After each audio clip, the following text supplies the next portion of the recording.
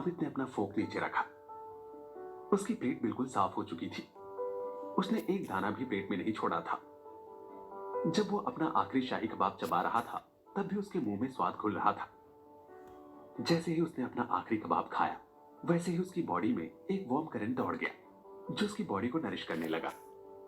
उसे ऐसा लगा जैसे वो बिल्कुल रिवाइव हो चुका हो। अब उसे इस बात की बिल्कुल चिंता नहीं थी कि अब उसकी उम्र हो चुकी है। अब जिंदगी उसके लिए और भी ब्यूटीफुल हो चुकी थी। ओनर, मैं एक प्लेट शाही कबाब और लेना चाहूंगा, अमित ने प्रेम की तरफ देखकर कहा। उसे याद भी नहीं था कि उसने इतना ज्यादा खाना आखिरी बार कब खाया था, लेकिन अभी उसे लग रहा था कि वो और भी खा सकता है। प्रेम ने नाम में सिर हिलाया। आई रियली सॉरी सर, हमारे ओपनिंग आवर्स खत्म हो गए हैं। हमें ऑलरेडी 3 मिनट एक्स्ट्रा हो चुके हैं। प्लीज आप कभी दोबारा आइएगा। अभी 9:03 हो चुके थे। प्रेम अपने ओपनिंग आवर्स में कोई भी नेगोशिएशन नहीं चाहता था। सुबह से इतनी मेहनत करने के बाद उसे भी आराम की जरूरत थी और उसे लंच के लिए भी तैयारियां करनी थी। अमित ने प्रेम को देखकर कहा, मैं बस एक प्लेट और लेना चाहता हूं। इसके लिए मैं तुम्हें डबल पे कर सकता हूं। उसने 3 प्लैटिनम के सिक्के निकाले और जेंटली टेबल पर रख दिए। प्रेम ने फिर से नावे सिर हिलाया। सॉरी, लेकिन हमारा ये रूल है। हम अपने रूल्स में कोई भी चेंज नहीं कर सकते। ये सभी कस्टमर्स के लिए कॉमन है और सभी कस्टमर्स हमारे लिए इंपॉर्टेंट है। इसलिए आप प्लीज कभी दोबारा आइएगा। नेक्स्ट टाइम आप जितना चाहे उतना खा सकते हैं, लेकिन अभी आपको सर्व करना बिल्कुल भी पॉसिबल नहीं है। ये हमारी पॉलिसीज के अगेंस्ट होगा। अगर ये कोई नॉर्मल ओल्ड मैन होता तो प्रेम फिर भी एक बार कंसिडर कर लेता, लेकिन ये अमित राणावत था।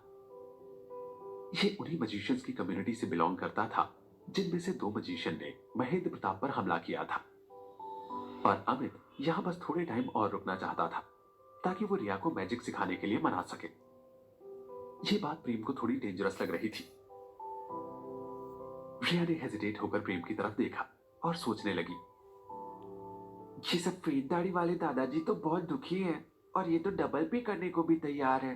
तो पापा को इनकी बात मान लेनी चाहिए। वैसे भी 3 मिनट ही तो ज्यादा हुए हैं। इसी बहाने हम ज्यादा पैसे कमा सकते हैं। जैसे ही प्रेम के चेहरे पर रिया की नजर पड़ी, वो चुप हो गई और उसने आगे एक शब्द भी नहीं कहा। अमित ने ध्यान से प्रेम के चेहरे को देखा तो उसे समझ आ गया कि प्रेम उसके पैसों की लालच में नहीं आने वाला। फिर मैं लंच में दोबारा आऊंगा। उसने 2 सिक्के टेबल पर रख दिए। अमित प्रेम से लाइफ एनर्जी वाले पानी के बारे में पूछना चाहता था, लेकिन फिर उसने सोचा कि ये बात बाद में करना ही ठीक रहेगा। अमित ने अपने कपड़े ठीक किए और खड़ा हो गया। ओनर, मैं तुमसे एक फेवर चाहता हूं, अमित ने प्रेम को देखकर कहा। मेरा नाम अमित राणावत है। कालचुरी स्टेट का 10th लेवल का मजिशियन हूं मैं अब काफी बूढ़ा हो चुका हूं, इसलिए मैं एक स्टूडेंट ढूंढ रहा हूं जिसे मैं अपने सारे मैजिक स्किल्स सिखा सकूं और जो मेरी लेगेसी को कंटिन्यू रख पाए। मैंने तुम्हारी बेटी में एक अलग तरह की मैजिक वेव देखी है। क्या तुम मुझे अलाउ करोगे कि मैं इसका टैलेंट चेक कर सकूं? शायद ये मेरी किस्मत थी कि आज मैं इससे मिला। अगर ये मेरे टेस्ट में पास होती है तो मैं इसे ट्रेन करूंगा।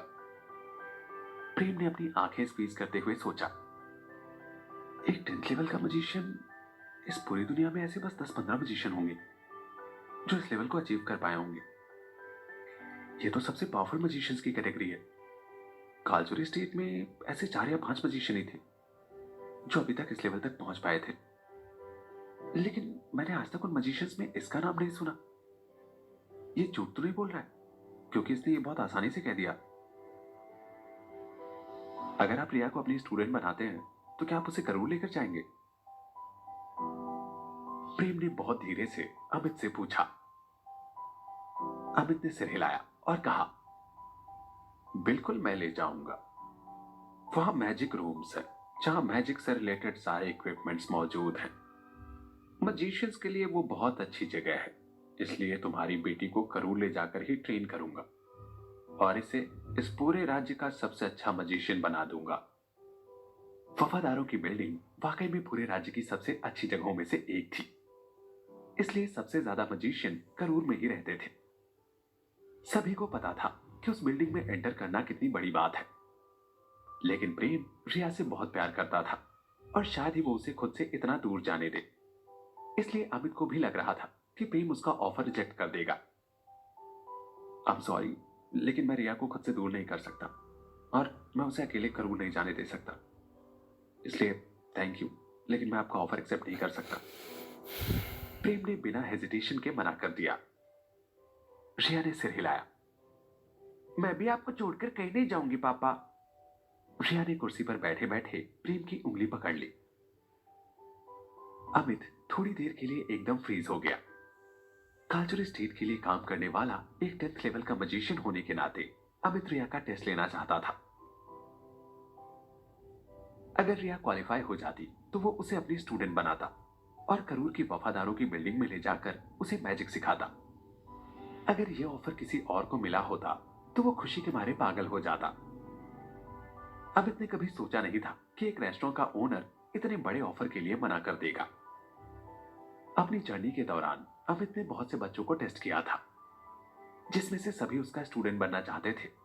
जब अमित ने किसी को अपने बारे में बताया तक नहीं था, तब भी पेरेंट्स अपने बच्चों को उसके पास लेकर आ रहे थे। भले ही अमित उन बच्चों को इंटर्न ही क्यों ना बना ले, लेकिन सभी पेरेंट्स अमित का गाइडेंस चाहते थे और अभी तक प्रेम ने उसे अपनी बेटी का टेस्ट भी नहीं लेने दिया था। प्रेम के नेचर को देखकर अमित बहुत सरप्राइज हुआ, लेकिन उसने कोई भी गलत कदम नहीं उठाया। अमित ने तुरंत स्माइल करते हुए कहा, ओनर, तुम ककाओ गांव में रहते हो, इसलिए तुम्हें मजिशियंस के बारे में ज्यादा नहीं पता है। जहां हम रहते हैं, मैं अपनी बेटी को खुद से दूर नहीं करूंगा और मैं इस बात से नहीं बदलने वाला हूं। प्रेम ने इंटरप्ट करते हुए कहा, और मैं आपकी जगह के बारे में जानने के लिए बिल्कुल भी इंटरेस्टेड नहीं हूं। फिर थोड़ी देर को प्रेम रुक गया। सॉरी सर, हमें हमारी बिल्ली के लिए भेड़ का दूध लेने जाना है। अगर आप बुरा ना माने तो प्लीज आप दोबारा आइएगा। प्रेम ने स्माइल करते हुए कहा। रिया ने बिल्ली के सिर पर हाथ फेरते हुए सिर हिलाया। हाँ, अगली डकलिंग को बहुत भूख लगी है। उसने अपनी जेब से 4 सोने के सिक्के निकाले और टेबल पर रखकर वहां से 2 प्लेटिनम के सिक्के उठा लिए। सफेद दाढ़ी वाले दादाजी, आपकी हाइट बहुत छोटी है, इसलिए आपको ज्यादा खाने की जरूरत नहीं है। आप ज्यादा खाने से और लंबे नहीं होने वाले, इसलिए नेक्स्ट मील के लिए अपने पैसे बचाओ ना।